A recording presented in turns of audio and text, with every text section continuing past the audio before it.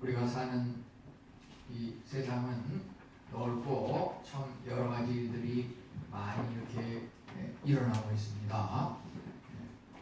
이 우크라이나와 러시아 같은 경우는 1년이 넘도록 계속 전쟁이 일어나고 있고, 또 얼마 지나지 않아서 최근에는 또 지진이 일어났었는데, 그 지진이 일어났던 지역 중에서도 또 시리아 같은 나라는 지진이 일어났을 뿐만 아니라 그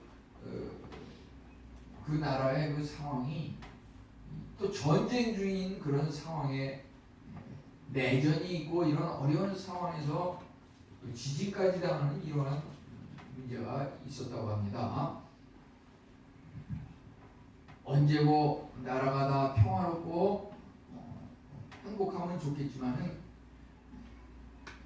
전쟁이라고 하는 것은 인류가 존재하는 한 계속 되었었고, 지금도 또 이렇게 일어나고 있고 있는데요. 한 번은 그 전쟁이 있을 때 그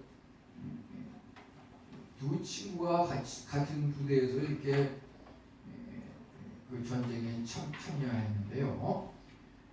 그 중에 한 친구는 그 군인으로서 전쟁에서 그 옆에 주위에 많은 친구들이 총을 맞고 죽는 그러한 장면을 가까이서 직접 보면서 깜짝깜짝 놀라면서, 내가 생전에 하나님을 믿어야겠구나, 내가 언제 어떻게 될지 모르는데 하나님을 믿어야겠구나, 이래서 하나님을 영접하고 구원의 확신의 자리에 들어섰는데요. 이제 그렇게 되자 그는 그 가까운 동료 친구에게 하나님을 믿도록 이렇게 복음을 전하고 소개하는 그러한 시간을 갖게 되었습니다. 그런데 그 가까운 그 친구는 끊임없이 많은 사람들이 죽어가고 또 장례 행렬이 이어지는 그 와중에서 자기는 이 장례식이 다 끝나고 전쟁이 끝나고 조용해지면 내가 그때부터 하나님을 믿겠다고 이렇게 조금 뒤로 미뤘다고 그러는데요. 이제 전쟁이 계속되면서 그 부대가 한 번은 야간 중에 조용한 그 틈을 타서 그 아랍 국가를 이렇게 잠행을 해가지고 침범을 하는데, 자기네들이 그것을 점령할 줄 알았는데 그 밤에도 그 보초병 파수꾼들이 지키고 있다가 침투에 들어오는 그 군사들을, 그 친구를 포함한 군사들을 향해서 반격의 그 총알을 계속 퍼붓던 것입니다. 이게 머지않아 많은 사람들이 쓰러져 죽었는데, 그 중에는 그 장례 행렬이 끝나고 전쟁이 끝나면 그때 가서 하나님을 믿겠다고 하던 그 친구의 시체도 그곳에 속혀 있었던 것입니다. 이 얼마나 참으로 통탄할 일인지 알 수가 없습니다.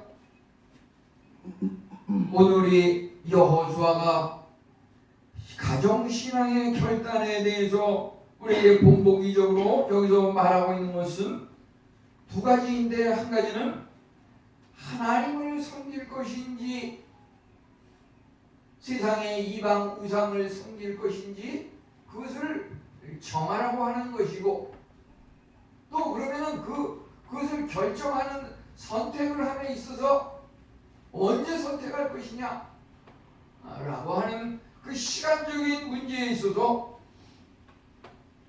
오늘 바로 지금 결단을 하라고 하는 이 말이 여기에 들어가 있는 것입니다.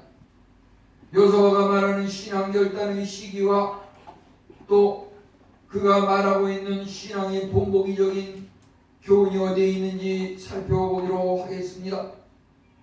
오늘 이 말씀에서 보면은 그는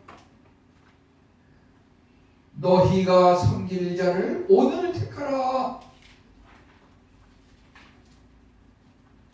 우리가 섬길 자를 여기서 오늘 택하라라고 하는, 바로 지금 이 말을 듣는 순간 우리에게 어떤 느낌이 와 있는데 그것을 느끼는 순간 바로 그것을 택하고 실천하라고 말하고 있는 것입니다. 이제 오직 나와 내 집은 여호와를 섬기겠노라. 여호수아는 참으로 갈렙과 함께 가나안 정탐을 하는 가장 모범적인 그런 신앙인으로서 교훈을 주고 있는데, 그럼에도 불구하고 그는 그 신앙이 만족스러운 그런 신앙은 아니었습니다. 내가 하나님을 잘 믿고 내가 하나님의 일을 잘 감당하고 나아가서 또 모세의 후계자로서 이스라엘 백성의 지도자로 가나안에 잘 들어갈 수 있게끔 하는 그러한 지도력을 발휘할 수 있는 그 여호수아의 그 신분이라고 하는 것은 상당히 근질을 갖고 자존심을 가질 만한 그러한 위치와 신앙이 있었음에도 불구하고 그는 결코 그것에 만족하거나 교만하지 않았다고 하는 것입니다.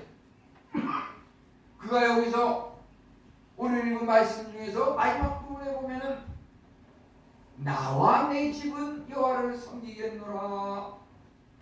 이것은 바로 내가 있는 그것으로, 내가 구원받는 것으로 만족하지 않고 내 집이 함께 이렇게 하나님을 섬기고 구원에 이르겠노라고 이렇게 결단을 하고 있는 것입니다. 여호수아의 신앙 결단은 오늘 지금 결단해야 한다고 하는 것입니다. 즉각적인 결단을 요구하고 있습니다. 조금 전에 예를 든 것, 이제 이 일이 끝나면 지금 당장 급한 이러한 문제가 조용히 어느 정도 해결되면 그때부터 내가 하나님을 섬기겠노라고, 주의 일을 하겠노라고 이렇게 많은 사람들이 이야기하고 있는데, 그때가 되면 과연 그러한 순간이 있을지 우리는 알 수가 없는 것입니다. 오늘 지금 곧바로 하나님을 믿기로 작정해야 하는 것입니다. 히브리서 3장 7절과 13절은 성령이 이르신 바와 같이 오늘 너희가 그의 음성을 듣거든 오직 오늘이라 일컫는 동안에 매일 피차 권면하여 완고함에 이르지 않도록 하라고 말하고 있는 것입니다. 그럼 선택과 결단은 무엇을 선택하고 무엇을 결단하는 것입니까? 여기에 보면은 참과 거짓 사이에 선택하라고 하는 것입니다. 여호와 하나님을 섬길 것인가, 이방 세상 우상을 섬길 것인가, 둘 중에 한 가지밖에 없습니다. 중간은 없습니다. 우리가 하나님을 섬기는 일에 헌신한다고 하면은 하나님께서 우리를 위하여 생명과 천국의 귀한 상급과 영광을 주시기 위해서 예비하고 계신 것입니다.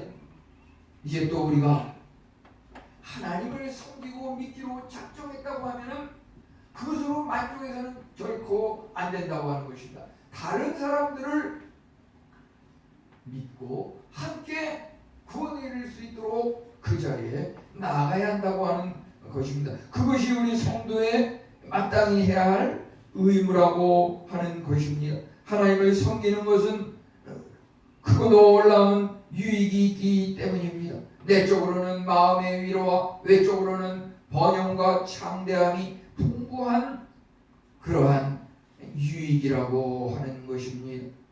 우리가 이왕 하나님을 섬기기로 결정했다고 하면은 가장 기쁜 곳으로 뛰어들어야 가장 큰 기쁨의 신앙생활의 맛을 느낄 수가 있다고 하는 것입니다. 그저 겉에서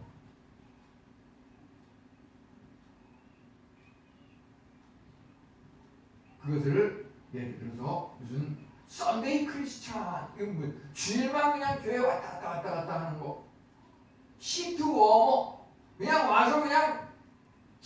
의자만 따뜻이 덮이고 가는 거, 그게 신앙의 전부가 아니라고 하는 것입니다. 그러면 이왕 믿을 바에는 좀 더 확실하게 깊은 것이 어떠한 것인지 그것을 체험하면서 그 맛을 느껴보자고 하는 것입니다.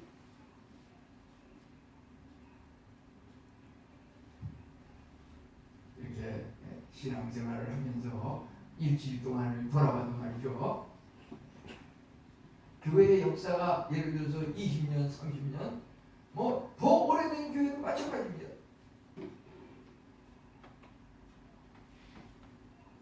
예배가 예를 들면 공식 예배가 제가 이렇게 보니까 우리 인해 예배 같은 경우 공식 예배가 이제 9번인데요.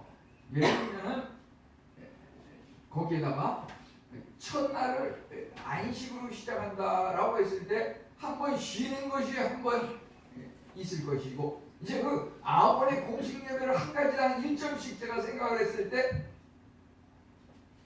새벽 예배가 5번이면 5점이고요.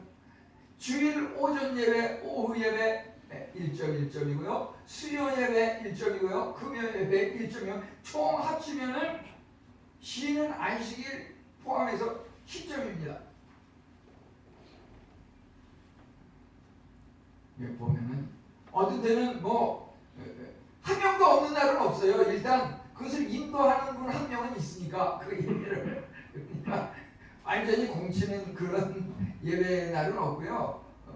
그리고 몇 명은 이제 나오지만은 우리가 교육자뿐만 아니라 평신도분들도 몇 명 이렇게 와서 같이 참여하고 이럴 때 이것이 의미가 있고 참 힘이 나고 뭔가 부흥이 되는 그런 느낌이 있는 건데 말이죠. 그러한 것이 이렇게 지내다 보면 사실상 깨놓고 얘기하면 많은 교회들이 제 친구분들 이렇게 연락을 주고받다 보면은 그저 그냥 뭐 한 명도 안 오다 보니까 그냥 문 닫고 그거 안 해, 우리 그거 없앴어, 없앤 지 오래돼, 그렇게 얘기하는 경우가 사실 많은 것을 보게 됩니다. 그러면서 어떻게 하면은 우리 평신도분들까지도 예배에 한번 같이 참여해서 할 것인가? 라고 했을 때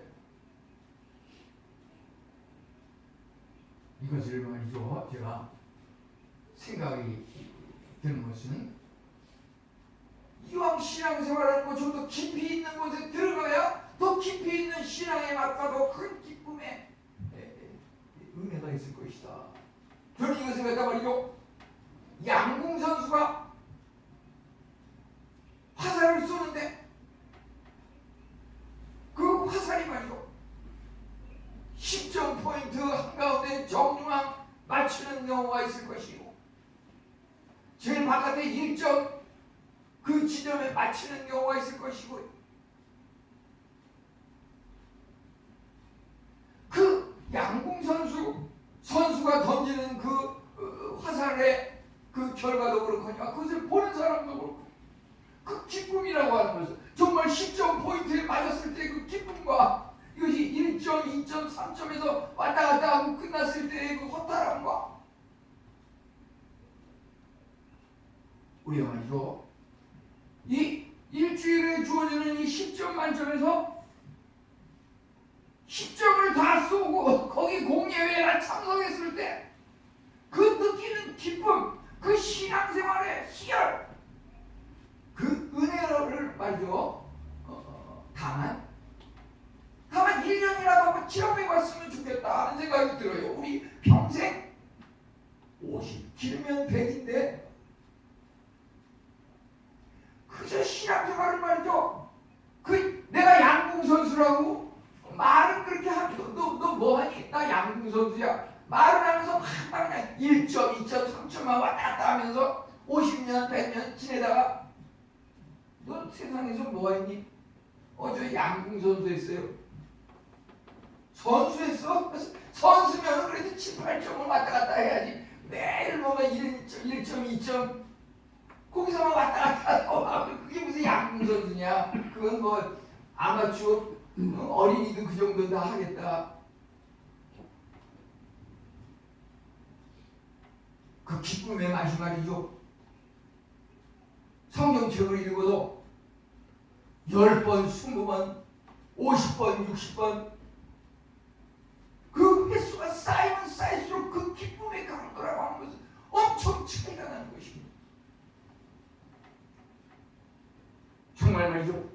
이 스포츠를 하는 사람들도 보면은 그 선수는 종목이 다 달라도 그 느끼는 생각과 그들이 추구하는 목표와 훈련하는 그러한 것은 상당히 비슷하고 공통점이 있다고 하는 것은 뭐냐면은 우리가 생각하기 그걸 어떻게 그렇게 인간으로서 그게 사람이야? 그런데 그 사람들 말이죠. 그것을 정말 즐거움으로 즐기면서 한다고 하는 공통점이 있더라고요. 공통점이 즐기면서 하는 그 공통점이 있어요. 저는 하나님 앞에 이런 말씀, 하나님 앞에 맡긴 생명이니까요. 물론 안 그런 날 이런 날 다 있지만은 예를 들면은 제가 이 자리에 여기 이 말씀을 증거하기 위해서 이 자리에 섰는데요. 예를 들어서 어제하고 오늘 사이에 이렇게 지내는 생활을 이렇게 보면 말이죠.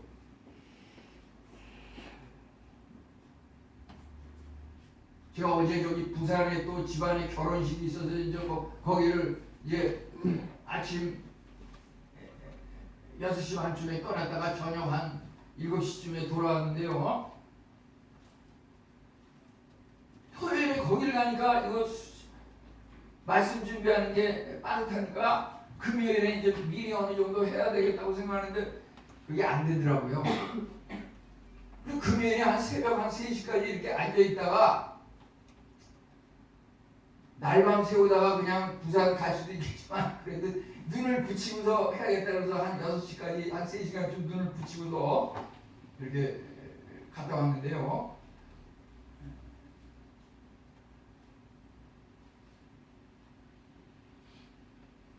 주위에서 그 친한 그 후배가 이제 또 이렇게 치료받으러 오는 그 친구가 있는데 서로 생활하는 그 시간을 나누다 보면 아니 어떻게 그렇게 하면서 어떻게 살아갑니까? 그러더라고요. 근데 지금 생각해 보면은 진짜 그런 경우가 많아요. 예를 들어서 고3 때 다음 날이 시험인데 제가 그 같이 하숙하는 그 학교 바로 옆에서 하숙을 하는데 그 친구는 뭐 저기 서울대 경제과를 이제 졸업하고 무슨 수출입은행 이제 부행장까지 하고 이렇게 해서 이렇게 했는데 좀 그 친구하고 같이 이제 같은 방에서 이렇게 하숙을 하고 그러는데 다음날 시험인데 그냥 밤새워서 공부한다고 이렇게 앉아서 있다가 밤새워서 공부한 건 좋은데 막상 시험을 치는데 그때부터 졸리기 시작하니까 그때부터 졸리기 시작을 하니까 시험을 그냥 몇 개 못 쓰고서 그냥 백지로 내다시피 이런 경우가 몇 번 있어요. 또 이렇게 이 총신대 신대원을 이렇게 시험을 보는데 말이죠. 그때도 시험 보기 뭐 전날도 그렇고 그 한 주간 병원에서 이렇게 수련을 하고 뭐 당직을 하고 뭐 하는데 얼마나 힘들어요. 그러니까 막 그냥 그 시험 치기 전날도 제대로 공부를 제대로 못하고서 이제 이렇게 가가지고서 시험을 치는데 잠을 제대로 안 잤으니까 그 막간에 또 시험 시작 전에 휴식 시간에 커피 그 호텔에서 그 자판기에서 이제 커피를 이렇게 마시는데 졸리지 않기 위해서 그걸 한 시험 치는 날 한 3잔까지 먹는 말이죠. 이상하게 먹으면 더 맑아질 줄 알았더니 그래서 누구한테 이제 그걸 물어보니까 커피도 한 잔, 두 잔 먹으면 졸음이 깰지 모르지만 이게 세 잔, 네 잔 넘어가면 그때부터는 오히려 잠이 더 온다 그러더라고요. 그래가지고 신대원 시험을 보는데 한두 과목 그냥 막 졸면서 시험을 봐가지고 어떻게 해서든지 하여튼 뭐 합격을 하긴 했는데 그렇게 하여튼 그런 경험이 몇 번 있어요. 근데 지금 생각하면 그런 것들도 다 은혜는 은혜인데요. 우리가 어떻게 해서든지 가장 큰 그 자리에까지 들어서는 우리 신앙생활도 말이죠. 정말 이렇게 그런 날이 많았던 것 같아요. 이렇게 앉아가지고서 그냥 3시, 4시, 5시 그냥 다시 아침에 환해지는 것과 함께 그냥 날이 밝았구나 그러면서 지내는 날이 많았던 것 같아요. 근데 그런 게 이렇게 습관이 되다 보니까 서너 시간만 자면 그냥 굉장히 그건 양반이고 몸이 아주 그냥 호강을 하는 것 같은 그런 느낌이 있어요. 사람 몸도 우리 신앙도 말이죠. 그 훈련에 하기에 따라서 우리 신앙도 말이죠. 그 반응이 신앙의 체험이 다르다고 하는 것입니다. 이제 신앙, 가정 신앙에 대해서 여기서 말하고 싶은 것은 신앙생활의 첫 번째 현상은 가정에서 이루어진다고 하는 것입니다. 가정이 종교적일 때 나라가 종교적이고 가정이 종교적일 때 개인이 종교적일 수 있는 것입니다. 이 기독교는 가정을 작은 교회로 만들고 있는 것입니다. 여기서 나와 내 집은 주님을 섬기겠다. 이것은 참으로 높고 낮은 모든 사람에게 참 교훈이 된다고 하는 것입니다. 우리 가정에서 가장 즐거운 광경은 무엇입니까? 그 가정에 남자와 여자가 그 삶을 아름답게 꾸려가고 어린 자녀와 또 청년이 함께 먹고 마시고 즐기고 어르신이 그 삶의 경륜을 자녀들에게 손주들에게 보여주면서 그 가정에 함께 어울려 도우면서 살아가는 그것이 참으로 아름다운 삶이 아니겠습니까? 지난번에 제가 섬기던 교회에서 보면은 한 가정에 3명의 장로님이 함께 교회를 섬기는 그곳에 제가 수십 년간 신앙생활을 했었습니다. 그 아버지 장로와 그 아버지의 아들 형님과 동생이 함께 이렇게 신앙생활 3명이 한 교회에서 그 장로님으로 섬겼습니다. 그 동생 장로님의 그 형님 장로님의 그 아들은 또 나중에 목사님이 되셔가지고서 저 보스턴에서 목회를 하셨는데 저희 그 장형님 친구셨는데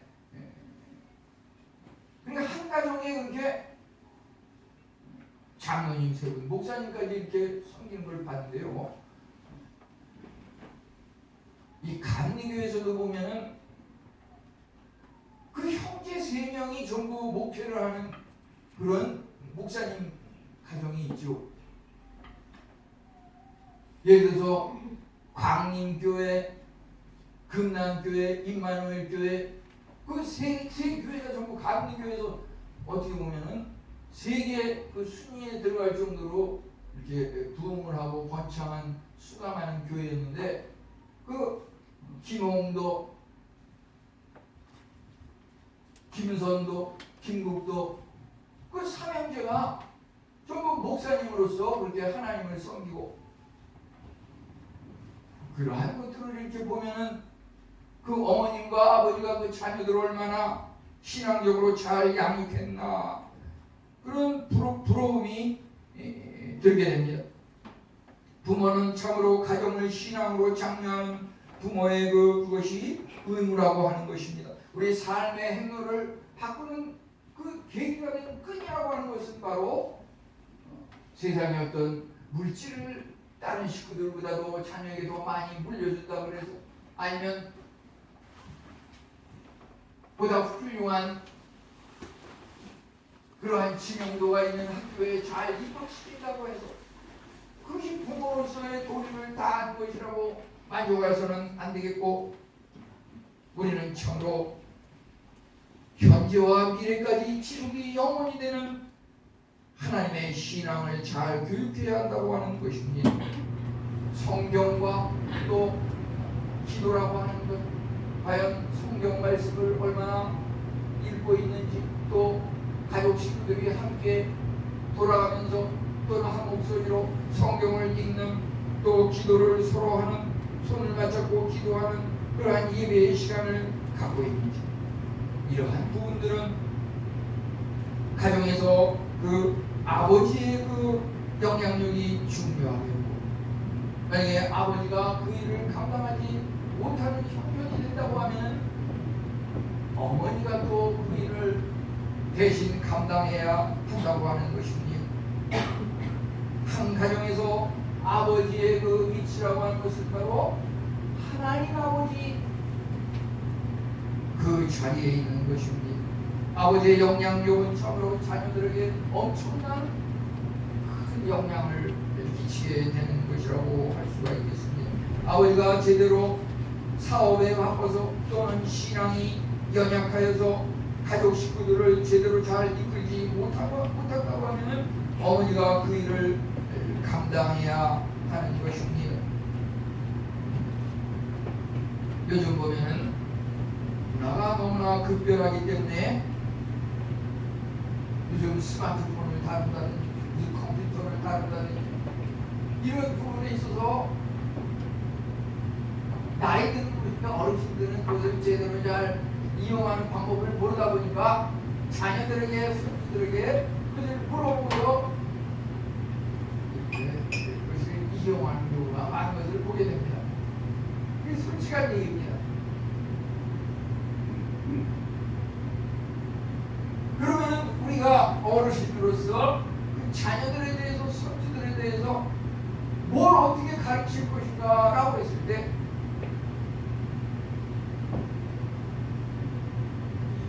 성경적인 그 신앙적인 이러한 것은 과거나 현재나 영원히 불변하는 진리이기 때문에 우리가 신앙생활, 하나님 말씀에 이렇게 되어 있는데 이 말씀대로 하면은 이런 은혜가 임하였다, 너도 한번 그렇게 해보렴. 우리 자녀들에게 그 신앙 교육을 통해서 부모로서의 그 역할을 감당하는 그러한 일을 잘 감당할 때 우리는 자녀들에게 무시당하지 않고, 이것이 단지 자녀들에게 뭘 인정을 받기 위해서 하는 일이 아니라 문화라든지 그 어떠한 것을 통해서 그들에게 교육을 하기는 쉽지 않은 세상입니다. 너무나 하루가 다르게 변하기 때문에 어떻게 보면 그들에게 우리가 도움을 받아야 되고 방법을 익혀야 되는 이런 세상이 되어버렸습니다. 그러나 우리가 그들에게 가르쳐 줄 수 있는 것은 바로 신앙적인 그런 말씀, 신앙적인 진리를 간증을 하고 체험을 하고 얘기해 줄 수 있는 그것이야말로 우리가 두고두고 생각할 때 자녀들에게 무시당하지 않고, 우리가 과연 애들이 내 말을 듣지를 않아. 요즘 젊은이들은 부모님 나 무시해. 그런 부분도 있겠지만요, 우리가 신앙적으로 자녀에게 본능적으로 행하면서 신앙적인 어떤 교육과 가르침을 하려고 할 때 결코 자녀들이 이것을 무시할 수는 없는 것이고, 그것조차 무시한다고 하면 그것은 결코 앞길이 어두울 수밖에 없는 그런 상황에 처하게 되는 것이라고 말하지 않을 수 없는 것입니다. 그러면 이 가정, 여호수아가 여기서 본보기로 말하고 있는 나와 내 집은 여호와를 섬기겠노라 라고 하는 나와 내 집, 이것이 바로 가정일 때 가정이라고 하는 것은 무엇인가? 협력하는 공동체라고 하는 것입니다. 인간은 혼자 살도록 만들어지지 아니하고 어렸을 때뿐만 아니라 아무리 자라고 커질지라도 서로 간에 도움이 필요하고 서로 협력하면서 살아가는 그것이 가정이라고 하는 것입니다. 가정이 무엇입니까? 우리 가정은 어떠합니까? 무엇을 서로 돕고 무엇을 서로 나눕니까? 그저 한 상에 둘러앉아 밥을 먹고 의식주 생활을 나누고 그것이 우리 가정의 전부입니까? 그것만이 전부이라고 하면 어디 식당에 가서 식당 단골집에 가서 그 식당 주인과 함께 식사하면 될 겁니다. 가정이라고 하는 그 협력 공동체의 의미는 어떤 세상적인 어떤 의식적, 물질적인, 현세적인 그러한 것만 나누는 것이 협력의 공동체가 아니라 영적인 부분, 내면적인 부분, 눈에 보이지 않는 그것을 서로 흉금을 털어놓고 이야기를 나누면서 거기에 어른으로서 체험을 이야기하고 영적인 교류가 있는 것이 필요하다고 하는 것입니다. 오직 나와 내 집은 여호와를 섬기겠노라. 우리 성도님 중에 가훈이라고 하는 것 있으시겠죠? 예를 들어서 학교에는 교훈이 있고 우리 교회에도 또 사명과 목표와 해마다 표가 있는데 우리 가정에도 다른 가정과 다른 무슨 가훈이라고 하는 것이 있습니다.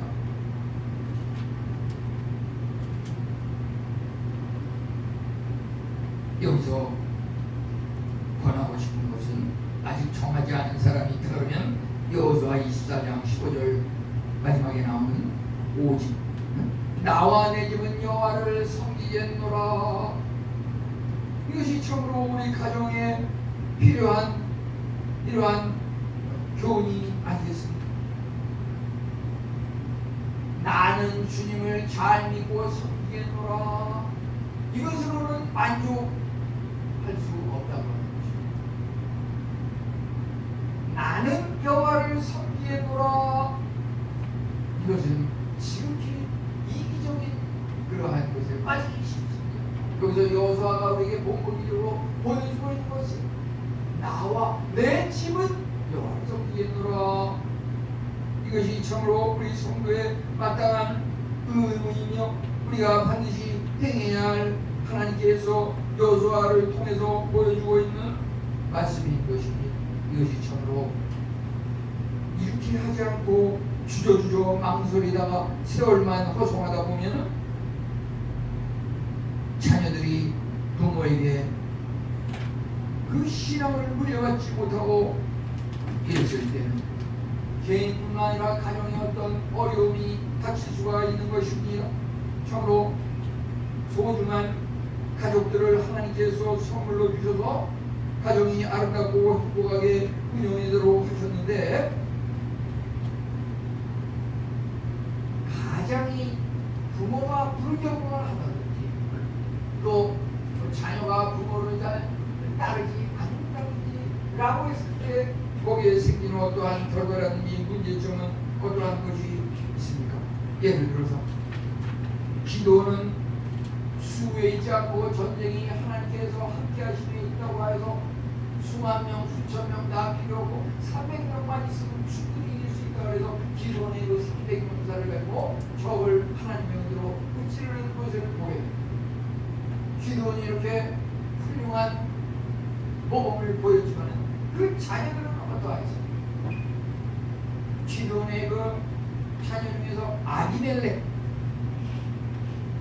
아비멜렉은 사사기 9장 5절을 보면 이스라엘 왕이 되기 위해서 형제 70명을 무참히 살해했다고 성경에 나와 있는 것입니다.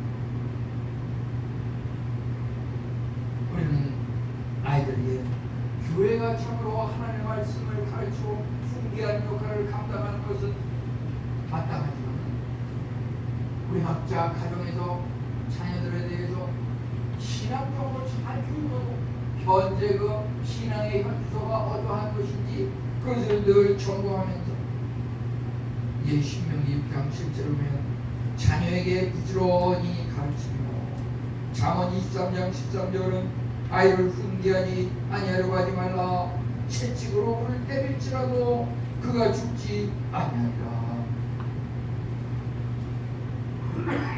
성경에 나오는 이 잠언 말씀 자녀의 교육이라는 말씀이 요즘 이 교육이라든지 어린이들 교육이 있어 부모와 자녀 학교의 선생님과 그 어린이 사이에 그 교육의 기준하고 좀 차이점이 있습니다.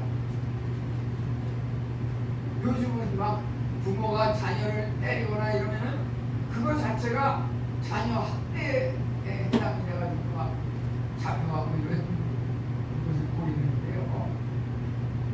거기에 어떤 사랑의 마음이 포함되지 않았을 때 문제가 되겠지만 사랑하는 마음으로 하나님 말씀은 자녀에게 채찍을 가할지라도 자녀가 죽지 아니하리라.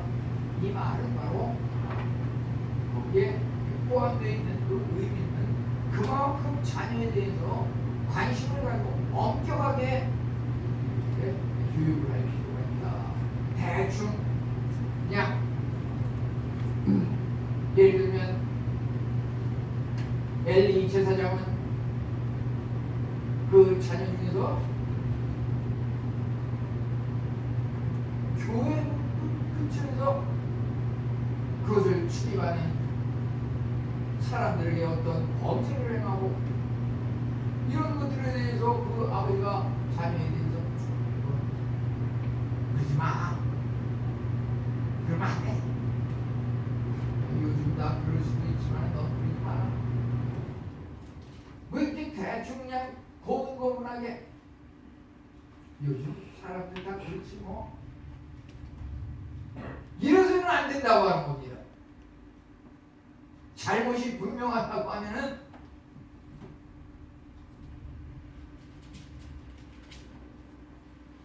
엄격히 다스릴 필요가 있다고 하는 것입니다. 자녀들한테는 미안하게 생각하죠. 어제도 보면은 제가 부산에 그 집안에 누가 결혼식을 해서 갔는데 그 큰딸애도 같이 갔어요. 결혼한 큰딸, 저희 큰딸애도 갔는데 그 애는 진짜 중고등학교 때 여학생이지만 남녀공학에서 이제 반장을 하는데 제가 그 애 여기 딱을 때려가지고서 이게 열흘 동안 이게 부어가지고 부풀어가지고 그 얼굴을 가지고 그냥 학교에 왔다 갔다 했어요.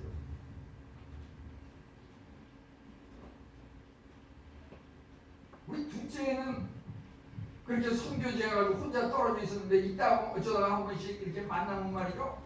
이 얘기를 나누다 보면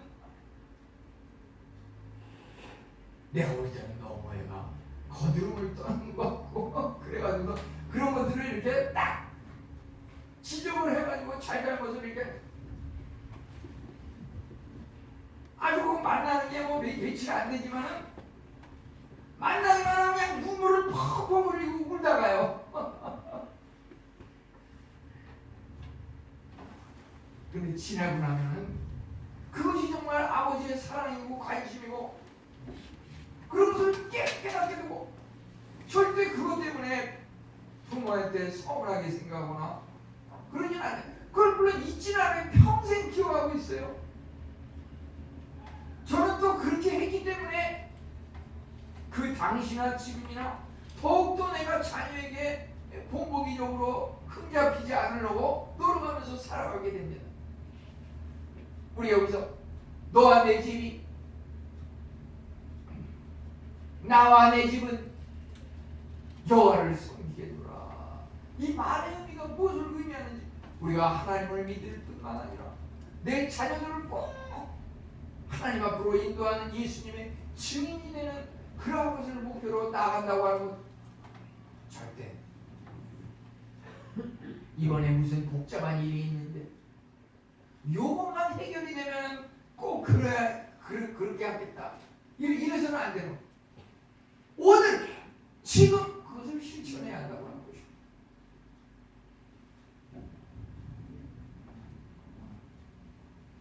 네, 우리 다 같이 기도하겠습니다. 하나님 감사.